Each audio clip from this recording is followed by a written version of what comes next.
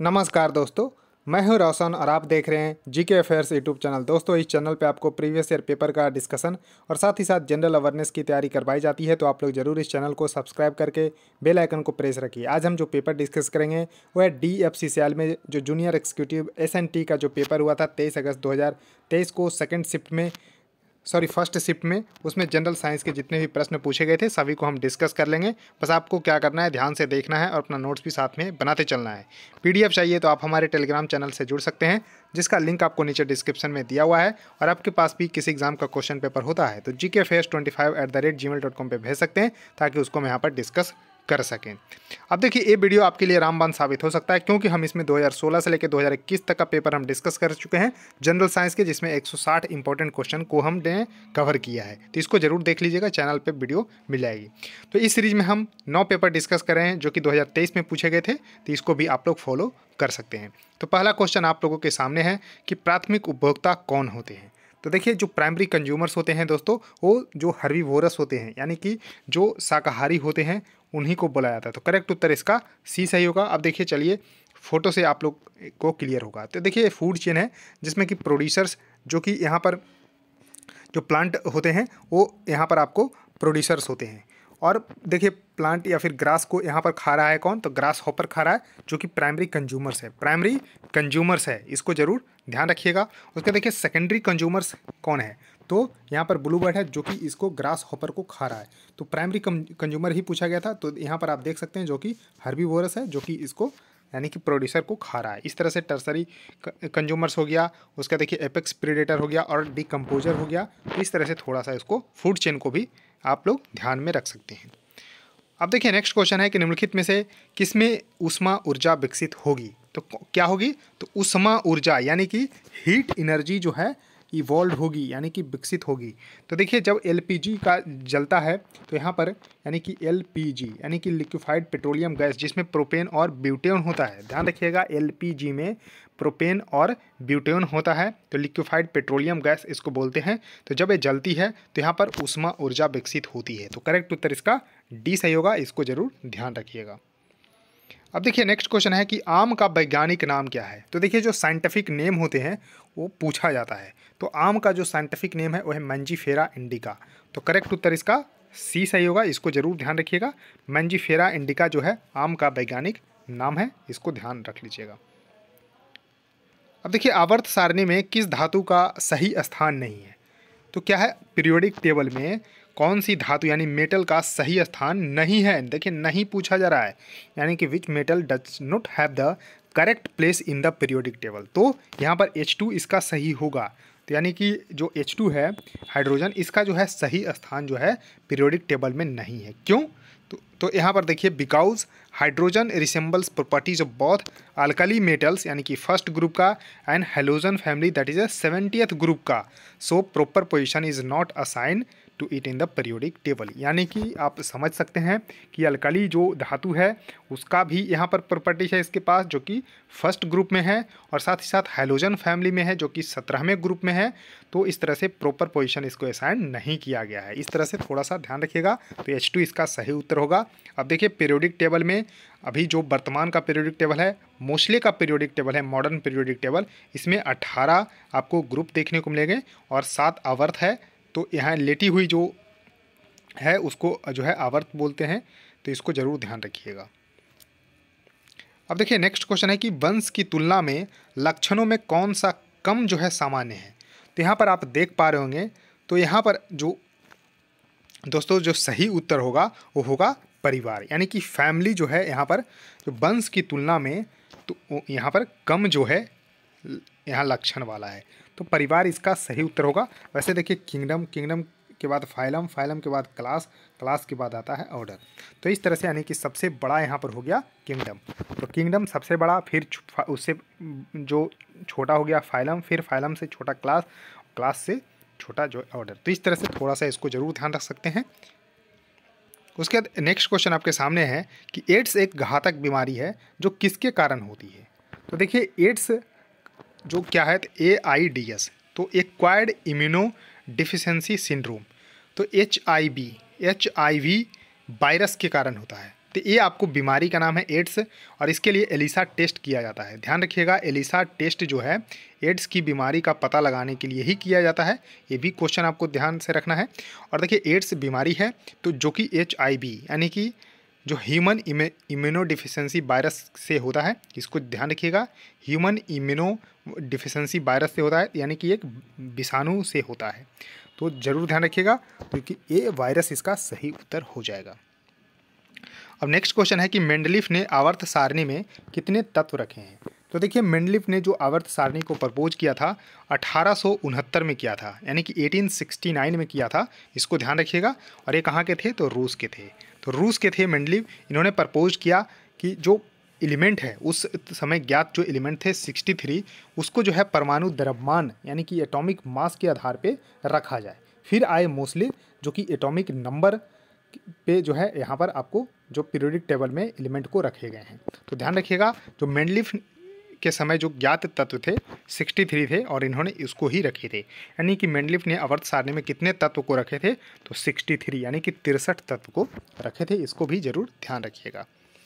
अब देखिए next question है कि ओजोन परत के क्षरण के लिए निम्नलिखित में से कौन जिम्मेदार है। तो ओजोन परत जो है स्ट्रेटोस्फेयर दैट इज़ अ समताप मंडल में एक परत है जो कि O3 के रूप में होता है। ध्यान रखिएगा O3 के रूप में एक जो है रहता है। तो ध्यान रखिएगा इसके क्षरण के लिए कौन जिम्मेदार है, तो क्योंकि देखिए ये पृथ्वी पे हम लोगों को रक्षा करती है परावैंगनिक किरणें से, यानी कि सूर्य के से जो परावैंगनिक किरणें आती है अल्ट्रा वायलेट रे, उससे हम लोगों की रक्षा करते हैं।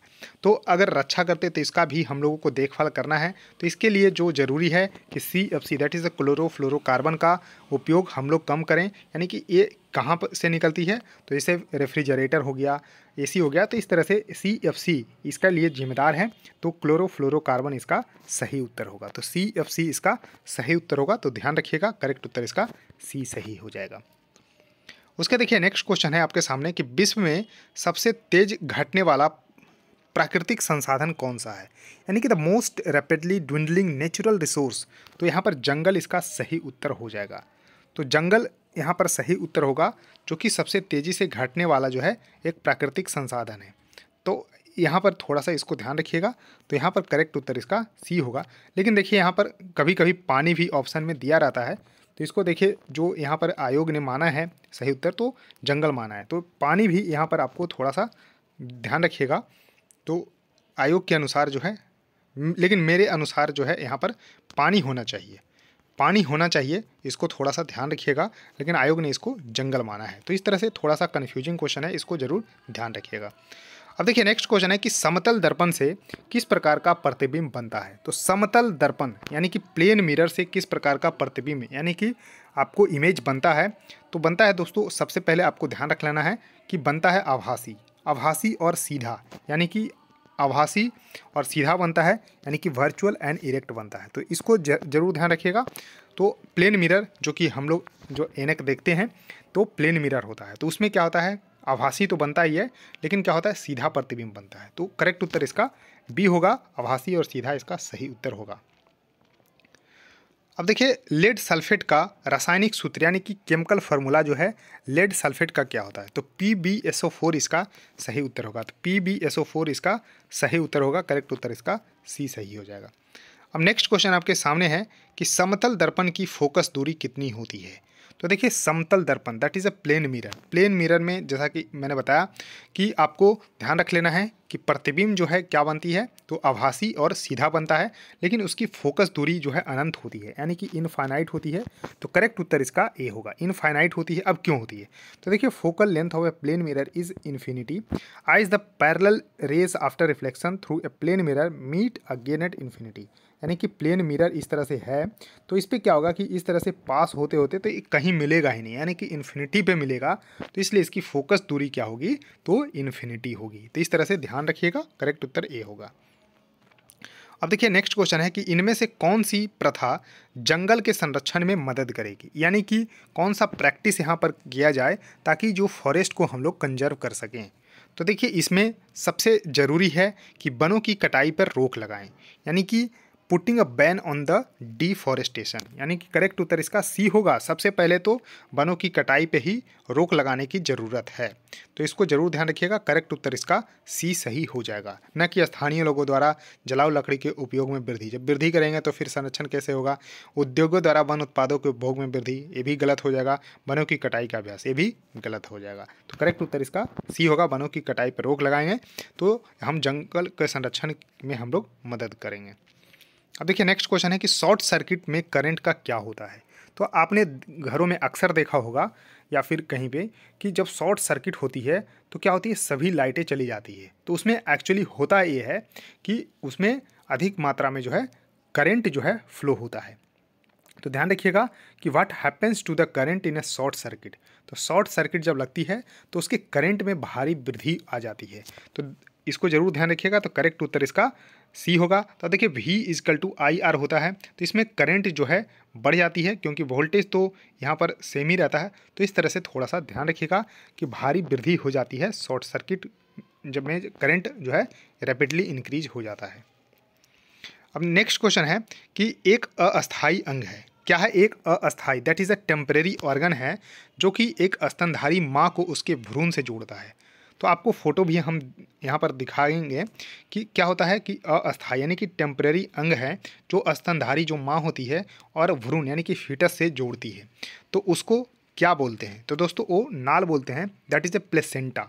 तो प्लेसेंटा इसको बोलते हैं। करेक्ट उत्तर इसका ये बी होगा। यहाँ पर प्लेसेंटा इसका सही उत्तर होगा, यानी कि the placenta is an organ that develop in a mother यूरेटस during the pregnancy. Placenta provides oxygen and nutrients to the growing fetus and remove waste product from the fetal blood. तो इस तरह से ध्यान रखिएगा, क्या ऑक्सीजन भी provide करता है, साथ ही साथ न्यूट्रिएंट भी प्रोवाइड करता है और वेस्ट प्रोडक्ट को बाहर निकालता है। तो इस तरह से थोड़ा सा ध्यान रखिएगा। तो प्लेसेंटा इसका सही उत्तर होगा। अब देखिए जो बच्चे होते हैं पेट में, माँ के पेट में, तो इस तरह से होते हैं। तो देखिए प्लेसेंटा एक जो है यहाँ पर टेम्परेरी ऑर्गन है जो कि माँ के पेट में डेवलप होती है और इससे देखिए कनेक्ट है। तो देखिए ये है यूट्रस और ये है फीटस। फीटस जो है बच्चे हैं। तो इस तरह से थोड़ा सा जरूर ध्यान रखिएगा। तो दोस्तों इस वीडियो में इतना ही।